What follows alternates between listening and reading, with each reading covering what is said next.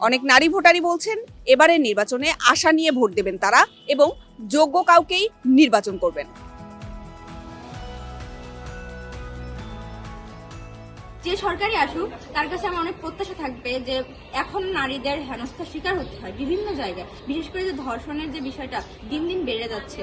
তো অন্তত এইগুলো বিচারের আওতায় নিয়ে আসতে হবে যাতে নারীরা নির্দ্বিধায় কর্মসংস্থানে বিভিন্ন জায়গায় নির্দ্বিধায় যেতে পারে, বিভিন্ন কাজগুলো নির্দ্বিধায় করতে পারে।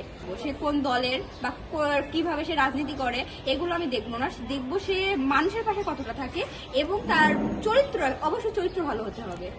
ভোট দেওয়ার জন্যই দেশে যাইতেছি, গ্রামের বাড়িতে ভোট দেবো বলেই যাইতেছি। বাছাইকৃত লাল সরিষার দানা থেকে অত্যাধুনিক কোল্ড প্রেস মেশিনে তৈরি হয় প্রাণ সরিষার তেল, আসল ঝাঁঝে আসল স্বাদে। আমি ওইসব নিয়ে কিছু করি না, আমার ওসব কিছু চাওয়ার নাই, বুঝলেন, কোনো কিছুই আমার চাওয়ার নাই।